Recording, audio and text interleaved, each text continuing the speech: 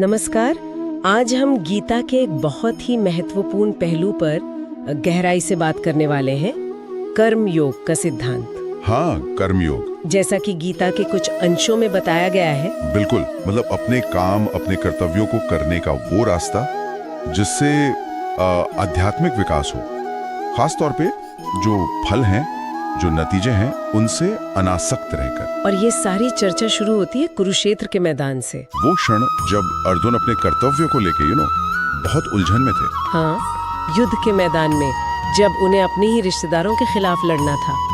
हमारा मकसद है कि इन अंशों से कर्म, कर्तव्य और आत्मा के बारे में जो मुख्य बातें हैं उनको समझें।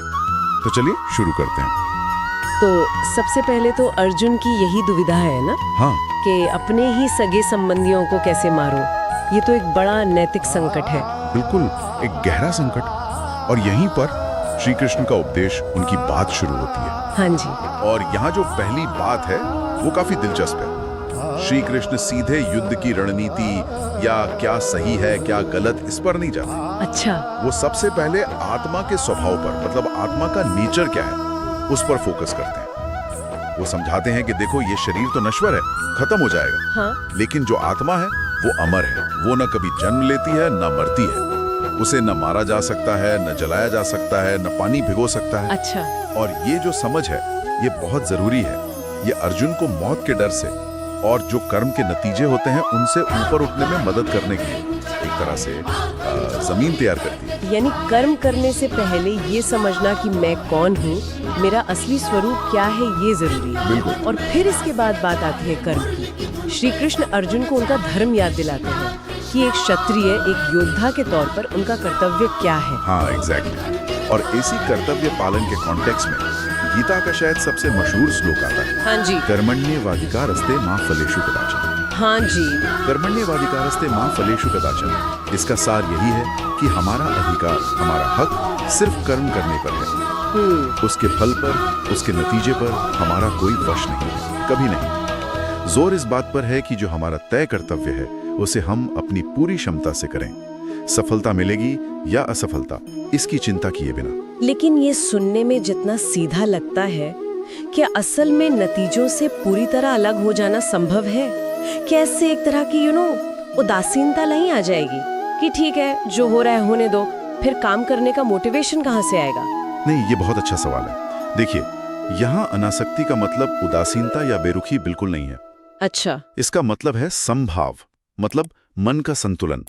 श्री कृष्ण आगे समझाते हैं कि सच्चा योगी वही है जो सुख और दुख में, लाभ और हानि में, जीत और हार में एक जैसा रहता है, डिस्टर्ब नहीं होता। तो ये एक तरह की मेंटल इक्विलिब्रियम हुई, मानसिक स्थिरता। हाँ, समभाव या मानसिक संतुलन। और कर्म का जो मोटिवेशन है वो बाहरी फल की इच्छा से नहीं आता।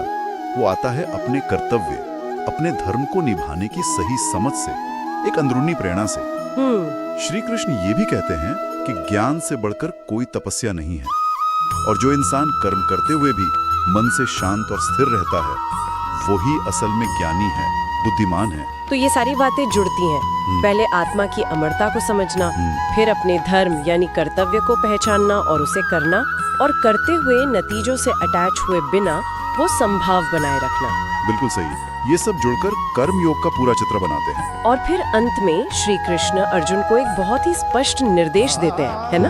हाँ, वो कहते हैं, उठो, निश्चय करो और युद्ध करो। ये अर्जुन के उस समय के धर्म का, कर्तव्य का सीधा आवाहन है। ये दिखाता है कि आध्यात्मिक ज्ञान आपको निष्क्रिय या अकर्मण्य नहीं बनाता, बल्कि सही भावना के साथ अपने काम करने के लिए प्रेरित करता है। एग्जैक्टली, सही एक्शन लेने के लिए हिम्मत देता है। तो इन अंशों का सार अगर हम कहें तो यही है कि अपने कर्म पर ध्यान दो, फल की इच्छा या चिंता मत करो। यही कर्तव्य और अनासक्ति का रास्ता है। सही कहा आपने। कर्मयोग का यही केंद्रीय विचार है। अपने हिस्से के काम को, अपने कर्तव्यों को एक तरह से ईश्वर को समर्पित भाव से, बिना नतीजों की परवाह किए करना। और जाते जाते हमारे सुनने वालों के लिए एक सवाल छोड़ जाते हैं। जरूर। अगर कर्म और कर्तव्य पर इतना जोर है, तो आज की इस कॉम्प्लेक्स दुनिया में, जहाँ जिम्मेदारियां अक्सर टकराती हुई लगती हैं, कोई अपना धर्म या सही कर्म का रास्ता कैसे पहचाने?